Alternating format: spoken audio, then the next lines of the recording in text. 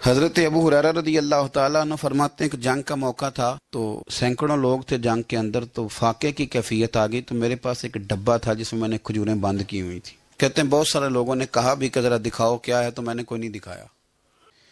تو کئی لوگوں نے کہا بھی تو میں نے نہیں قریب آنے دیا، تو پھر مجھے رسول کریم صلی اللہ علیہ وسلم نے فرمایا ابو ہریرہ تیرے پاس کیا ہے؟ تو میں نے کہا حضور میرے ڈبے میں کھجوریں، اس برتن میں کھجوریں۔ حضور نے فرمایا ادھر لانا۔ کہتے ہیں میں لے کے آیا تو حضور نے فرمایا اسے الٹ۔ کہتے ہیں میں نے الٹی تو میں نے گنی تو 21 کھجوریں نکلی۔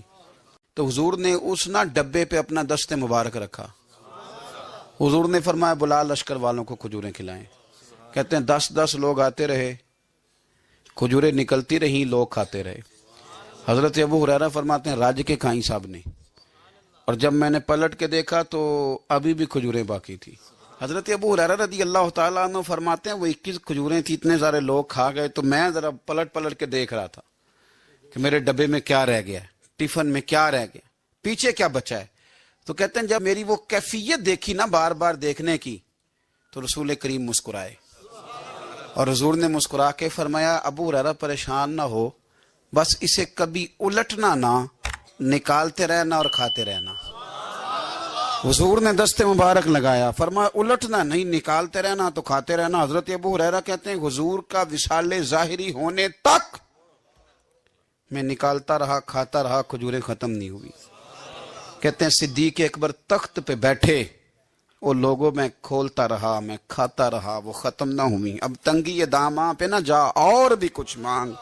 کہتے ہیں دور آیا سیدنا فاروق اعظم کا، میں نے 12 سال، بتاؤ اس کے نیچے کون سا باغ لگا تھا کھجوروں کا، کون سا وہاں ڈیپو تھا جہاں سے سٹاک آ رہا تھا، بس ایک دست مصطفیٰ ہے نا جو لگ گیا ہے۔